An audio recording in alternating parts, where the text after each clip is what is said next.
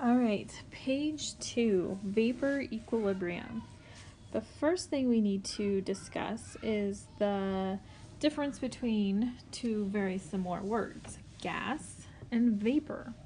The most common way we hear probably the word vapor is whenever we're talking about water vapor, right? We very rarely do we ever hear water gas.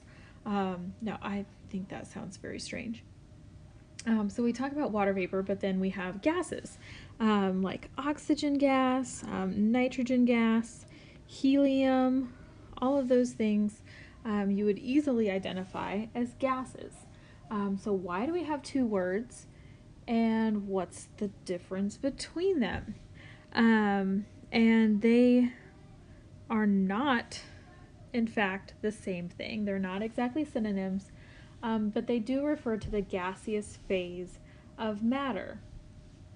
The word gas is used when referring to a substance that is a gas at room temperature.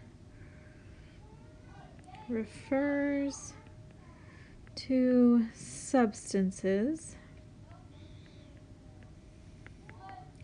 that are gases at room temperature. And the word vapor then is used to talk about substances that are solids or liquids at room temperature, which is why it's called water vapor, because water is a liquid at room temperature. So that's the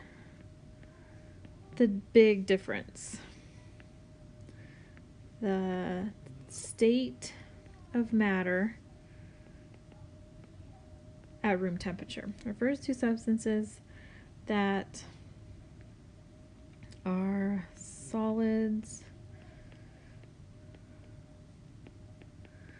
or liquids at room temperature.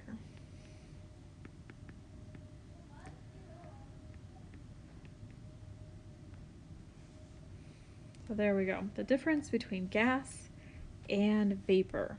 All right, so now that we know what a vapor is, we're going to talk about vapor equilibrium. So I have a solution here, a liquid solution, in a beaker. The beaker is open right now. And I am noting that I've drawn in a whole bunch of tiny little molecules, and they are only meant to describe those molecules that are on the surface. So right now it's in the liquid stage, which means they're able to move around, slip past each other. Of course, their movement is mostly random. They bump into each other. They bump into the walls of the container, right? All of those kinetic theory things are happening. Not only that, but there is an attraction from one molecule to another. Think intermolecular forces. So we're talking surface molecules here. We then are going to fill these in. If a molecule near the surface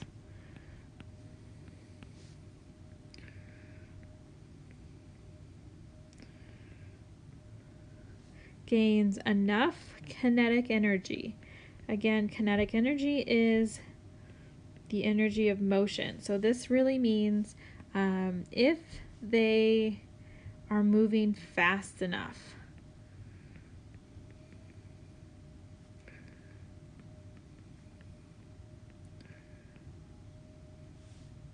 And the way that they gain kinetic energy is through those collisions from molecule to molecule. Because it is perfectly elastic, which means our kinetic energy is transferred from one molecule to another. So if a molecule near the surface gains enough kinetic energy from the collisions and has enough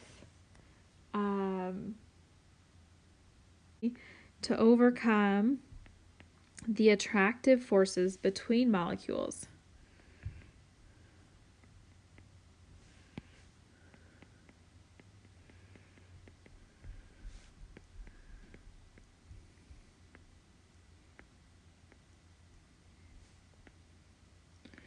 So again, this is referring to their intermolecular forces, the fact that there's a little bit of positive negative attraction between the molecules. They then are able to escape from the surface, and then they form a vapor.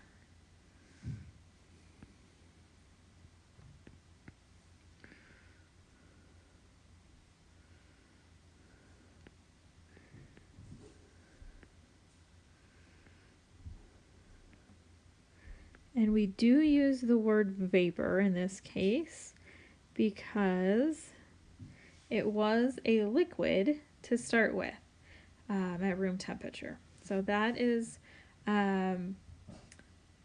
essentially, this is the process that we know as evaporation.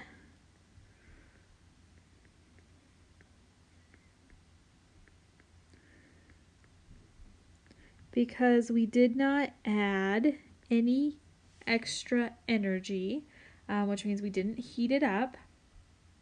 This happens all of the time without any outside intervention. So it's essentially evaporation. It's forming, transitioning from a liquid to a vapor. Okay, if we now close our container, so let's put a lid on our beaker, which is, and I'm just showing that some of those molecules have in fact escaped the surface. So we have liquid and then we have the vapor up in the space above. So in a closed container now, there is a very good chance that an escaped molecule, so a vapor molecule, will collide with the surface of the liquid. There is a good chance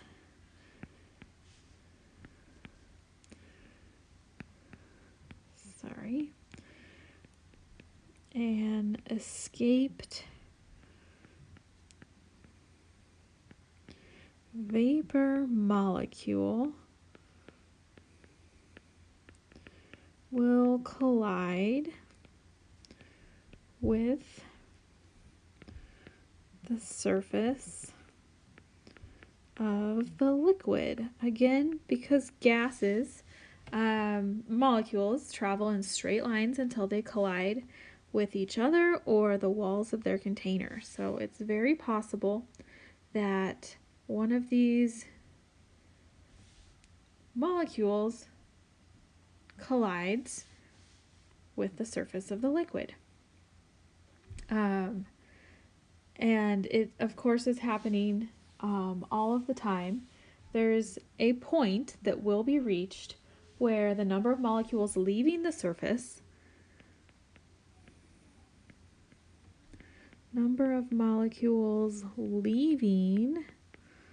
so evaporating, leaving the surface is equal to the number of molecules entering the surface. And when this point has been reached, it is called an equilibrium.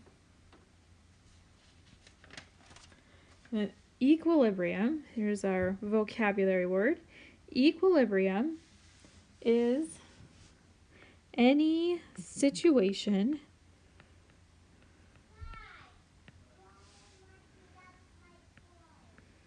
where there is no net change. Again, net would be like overall or total change. So in this case, there's a constant number of liquid molecules in the liquid state and constant number of vapor molecules that are in the vapor state. That doesn't mean that they're the same molecules all of the time. It just means that those that are, if one leaves the liquid state, then there's one that leaves the vapor state. So we have what's called a dynamic equilibrium, which is an equilibrium that occurs when two opposing changes are occurring at the same rate.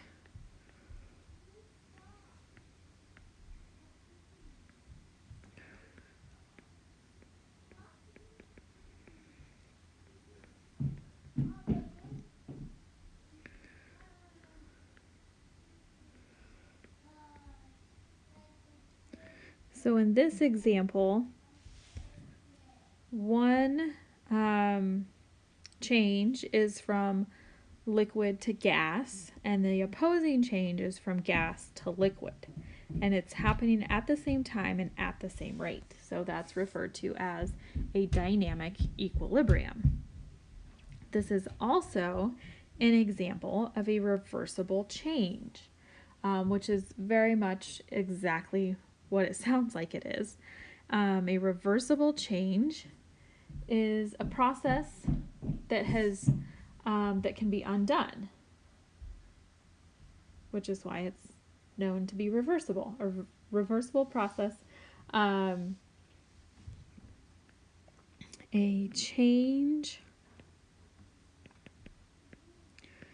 that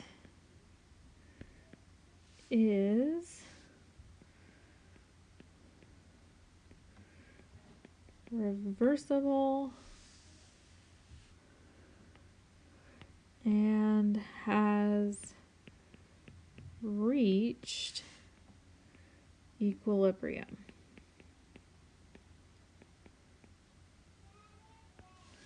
We use some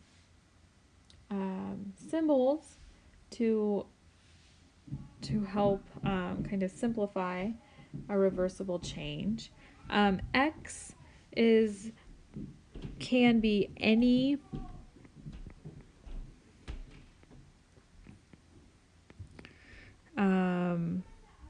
compound.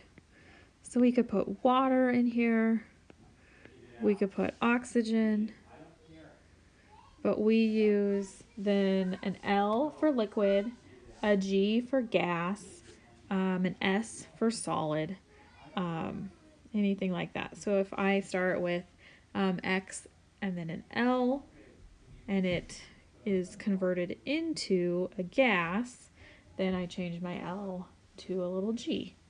And to indicate the opposite process, we would start with a gas and then turn it into a liquid. We combine this with an arrow going both directions to indicate that it is a reversible change.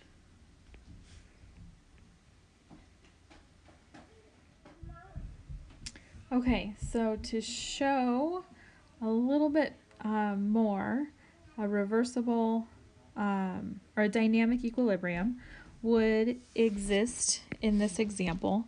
Every time one of the liquid molecules enters the vapor state, a vapor molecule would then enter the liquid state.